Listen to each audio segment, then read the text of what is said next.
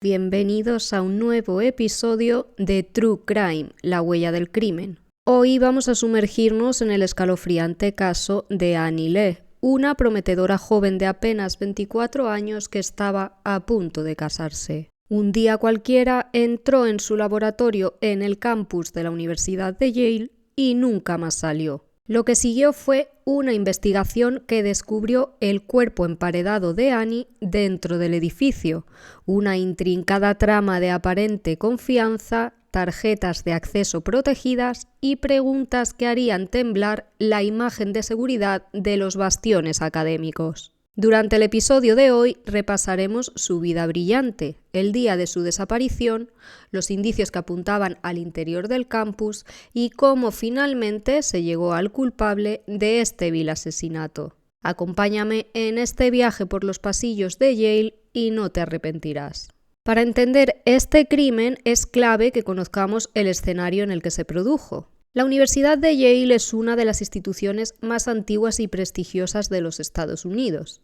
Fundada en el año 1701 en la ciudad de New Haven, Connecticut, ha sido durante siglos un símbolo de excelencia académica, poder y tradición.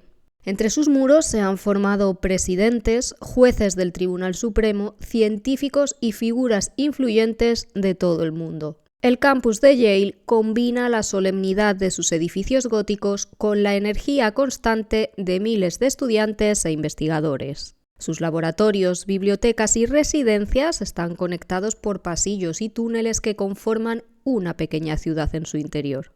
A primera vista parece un entorno seguro, prácticamente aislado del resto del mundo. Pero como toda comunidad cerrada, Yale también tiene su propio microcosmos de tensiones, jerarquías y secretos. Los ritmos intensos de la investigación, la competencia académica y las largas horas en los laboratorios pueden crear una atmósfera de presión constante. Y fue precisamente en ese entorno, donde la confianza y la rutina parecían garantizar seguridad, donde ocurrió el crimen que cambiaría para siempre la percepción del campus. En el interior de uno de los muchos edificios que conforman la Universidad de Yale, concretamente en el Amistad 10, la alumna Annie Lee trabajaba como investigadora. Era una chica alegre de 24 años que estaba estudiando en aquel momento un posgrado. Los que la conocían aseguraban que estaba muy centrada en su carrera, tenía una rutina muy estricta, iba prácticamente desde el laboratorio hasta su casa y el tiempo que no estaba trabajando lo pasaba estudiando.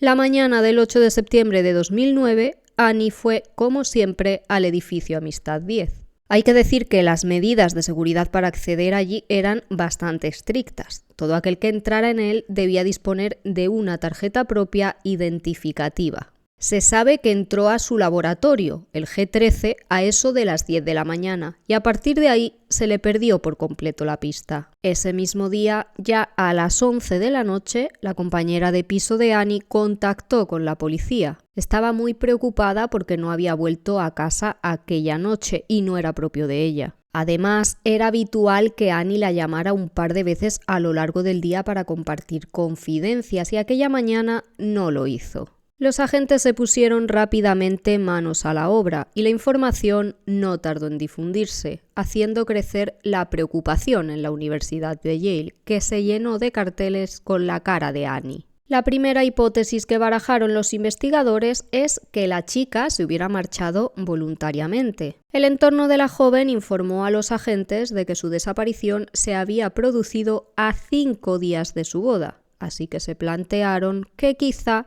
hubiera huido lejos de esa vida. Sin embargo, pronto descartaron esta vía, y es que si se hubiera marchado por su voluntad, lo lógico es pensar que habría hecho algún movimiento en sus cuentas bancarias o en sus tarjetas. Además, si tenemos en cuenta que el bolso con sus pertenencias, sus documentos y su móvil seguían en el laboratorio, parecía poco probable pensar en una marcha voluntaria. Los amigos de Annie dejaron claro que los días anteriores estaba muy emocionada con la idea de casarse. De hecho, ya firmaba algunos documentos con el apellido de su futuro marido, por lo que tenían claro que algo debía haberle pasado para desaparecer sin dejar rastro. La gran pregunta era, ¿dónde podía estar Annie? Para tratar de dar respuesta a esta cuestión, los investigadores pidieron a la Universidad de Yale las grabaciones de las diferentes cámaras que había dispersas por todos los edificios. Solo en el de Amistad 10, en el que la chica trabajaba, había 70 apuntando a todas las entradas posibles. Gracias a ellas pudieron observar a la desaparecida entrando en el edificio a primera hora de la mañana. Iba con un colgante, una blusa verde y una falda marrón.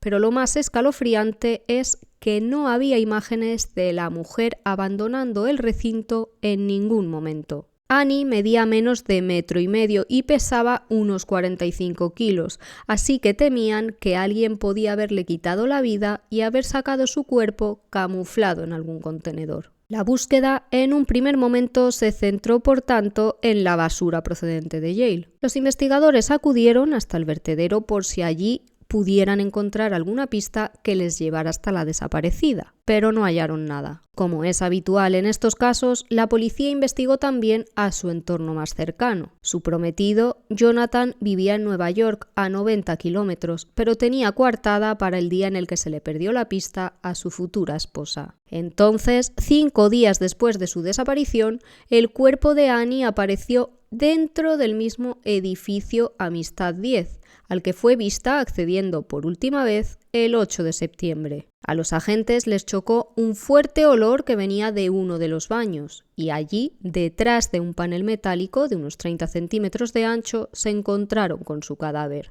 Alguien había abusado de Annie y posteriormente había ocultado su cuerpo. Annie tenía la mandíbula y una clavícula fracturadas, lo cual daba a entender que el asesino había ejercido una gran violencia contra su víctima. En el momento en el que se halló el cadáver, aún llevaba puestos unos guantes, señal inequívoca de que estaba trabajando, totalmente desprevenida, cuando alguien la atacó. En aquel lugar no encontraron ningún arma, lo que les llevó a pensar que su asesino podía haberle quitado la vida con las manos. Para los detectives estaban ante un crimen no planeado, espontáneo, por estrangulamiento. El destino quiso que el cuerpo de Annie fuera encontrado el día en el que iba a casarse con Jonathan, un detalle que empañó aún más de dolor los pasillos de Yale. El FBI no tardaría demasiado en entrar en escena en busca de respuestas. Para tratar de dar con el asesino de Annie, los investigadores tenían algunas pistas que fueron encontradas junto al cuerpo. Estaba su tarjeta identificativa con la que accedía al edificio cada mañana, su ropa, material de laboratorio, bolsas de basura y un bolígrafo verde que sería la clave para desentrañar el crimen. De detrás de la pared del baño, los investigadores pudieron extraer ADN de 2 hombres y lo primero que hicieron fue cotejarla con la base de datos de personas que ya habían cometido delitos. Allí encontraron una coincidencia. Uno de los perfiles coincidía con el de Kenon Robinson, condenado en 2001 por tráfico de estupefacientes. Sin embargo, no tardaron en cerrar esta carpeta, pues descubrieron que este hombre había estado en el edificio Amistad 10 tiempo atrás por trabajo, pero había sido asesinado antes del crimen de Annie, por lo que no tenía absolutamente nada que ver con este caso. Lamentablemente no tuvieron tanta suerte con la otra muestra de ADN, que no se correspondía con ninguna persona que tuviera antecedentes. Como hemos dicho, las imágenes de videovigilancia fueron clave y gracias a ellas observaron que a la 1:05 de la mañana, unas horas después de que Annie accediera a su puesto de trabajo, saltó la alarma de incendios que obligó a todos a desalojar. Todos menos Annie, que no apareció en imagen en ningún momento. Fue una falsa alarma, pero a los agentes les sirvió para poner hora estimada a la muerte de la joven. Si no estaba entre los que evacuaron el edificio, para entonces ya habría sido asesinada.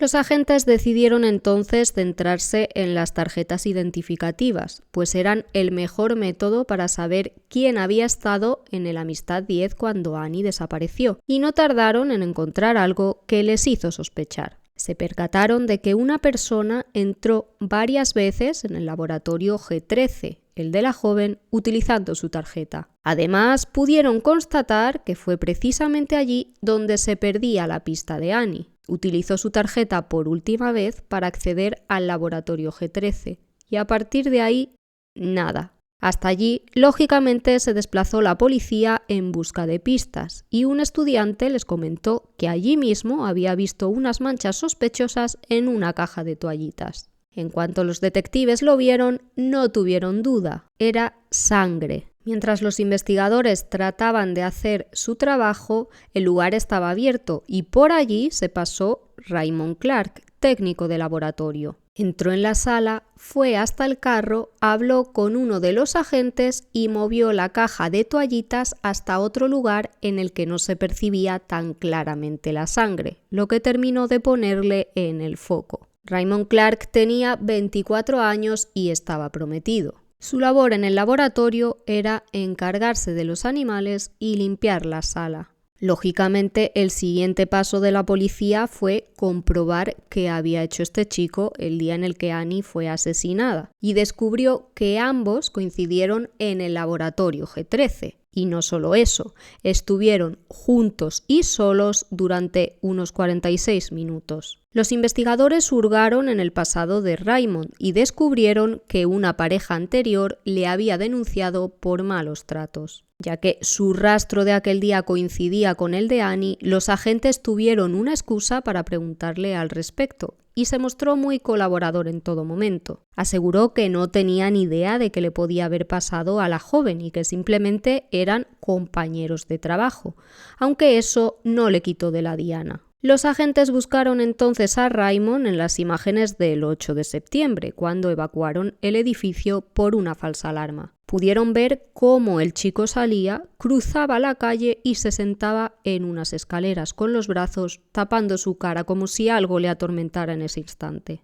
La tarjeta identificativa de Raymond situaba al sospechoso entre el laboratorio en el que trabajaba Annie y un almacén que apenas se usaba en el día a día y que estaba a pocos metros. Los detectives optaron entonces por buscar algo en aquel lugar que conectara a Raymond con el asesinato de la chica, y no tuvieron que revolver demasiado la estancia. Allí, en el suelo, hallaron la cuenta de un collar que pertenecía a Annie Lee. La tarjeta de la chica mostraba que jamás accedió a ese almacén, pero sí lo hizo Raymond, que estuvo hasta en 11 ocasiones allí aquella mañana. Y no sería esta la única pista que les llevara hasta el técnico del laboratorio. En ese pasillo que conectaba el laboratorio con el almacén, en uno de los paneles del techo, encontraron un calcetín con sangre y un guante de látex, que resultó que tenía ADN de Raymond y sangre de Annie. Además, en una bolsa de lavandería que no habían registrado anteriormente, hallaron unos pantalones de laboratorio azules con sangre seca y semen. Como ya habréis podido deducir, pertenecían a Raymond Clark. ¿Y recordáis el bolígrafo verde que se encontró junto al cuerpo de Annie? Pues bien, los investigadores accedieron a los partes en los que Raymond firmaba su entrada y salida del laboratorio y vieron que siempre firmaba de color verde, hasta el día en el que Annie desapareció, que casualmente empezó a dejar su rúbrica con tinta negra. Los agentes consideran que a Raymond se le debió caer el bolígrafo cuando metió el cuerpo de Annie en aquel agujero de la pared, dentro del baño. De ahí que, a partir de ese momento, tuviera que firmar con otro boli diferente. Pero no solo habló el cuerpo de Annie, también lo hizo el de su asesino. Raymond presentaba hematomas en los brazos, como si hubiera forcejeado con alguien, además de heridas y cortes en la cara, marcas que le implicaban aún más en el caso. Pese al gran número de evidencias, Raymond nunca contó su versión de lo que pasó aquella mañana del 8 de septiembre de 2009. Según la fiscalía, fue un ataque no planificado que pilló a Annie desprevenida. Las pruebas demostraron que Raymond abusó de la chica y posteriormente la estranguló en el laboratorio G13.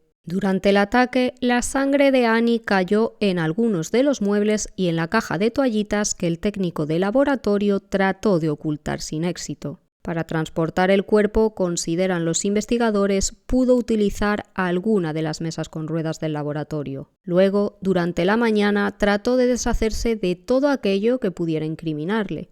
De ahí su ir y venir constante al almacén, hasta que finalmente decidió llevar el cuerpo hasta el hueco del baño. En marzo de 2011, Raymond Clark se declaró culpable de homicidio en primer grado y agresión sexual, por lo que fue condenado a 44 años de cárcel. Jamás explicó por qué le quitó la vida a Annie, aunque la fiscalía sostiene que lo hizo después de haber abusado de ella para ocultar el delito que había cometido. Un caso que sorprendió sin duda a los investigadores, que durante días tuvieron delante un auténtico misterio. ¿Cómo era posible que Annie hubiera entrado a su laboratorio en la Universidad de Yale pero no hubiera salido? El único que sabía la respuesta por entonces era Raymond Clark, que, aunque lo intentó, no pudo engañar a los investigadores.